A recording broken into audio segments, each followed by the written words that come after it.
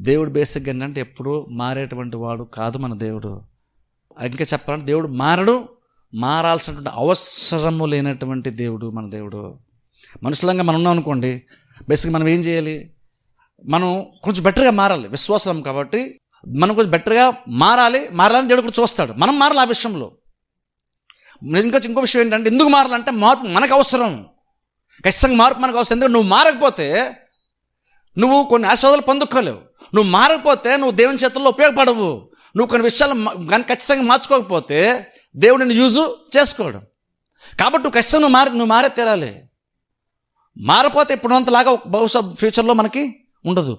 కానీ దేవుడైతే అలాగున్నా కాదు. మనం ఖచ్చితంగా మనం మారాలి. మారితేనే మన భవిష్యత్తు, మారితేనే దేవుడిని మంచి వీలు మనం పొందకుండా, మారితేనే మనకి ఆశీర్వాదం, దేవునికి అనుకూలంగా మనం మారితే. కాబట్టి మనం మారాలి.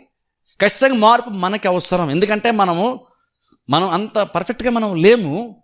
మనలో కూడా చాలా ఉన్నాయి. అది కరెక్ట్గా మనకు కూడా తెలుసు. కానీ ఖచ్చితంగా మనం మార్చుకుని తెరాలి. అందుకే మార్పు మనకు అవసరం.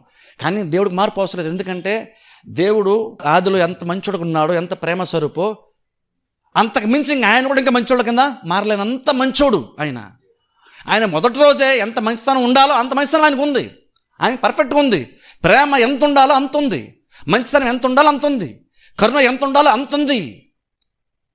ఆయనకి బెటర్గా మారడానికంటూ ఇంకేమీ లేనంత పరిపూర్ణుడిగా మన దేవుడు ఉన్నాడు. ఆయనలో ఎటువంటి చెడు కూడా లేదు కాబట్టి, అలాంటి ఛాయ కూడా లేదు కాబట్టి దేవుడైతే మారాల్సిన అవసరం లేదు. దేవుడు ఎందుకు మారాడంటే మారాల్సిన అవసరం ఆయనకి లేదు. ఎందుకంటే ఆయన పర్ఫెక్ట్. కానీ మార్పు లేని దేవుడు అంటున్నాడు, మీరు నాకు అనుకూలంగా మారండి దేవుడు చెప్తున్నాడు.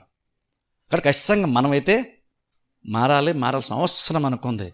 దేవుడు ఎందుకు మారాడండి? ఎప్పుడు ఒకేలాగా దేవుడు ఎందుకు ఉంటాడండి అంటే, ఎప్పుడు ఒకేలాగా ఉంటాడు దేవుడు. ఎందుకంటే మారాల్సిన అవసరం ఆయనకి లేదు.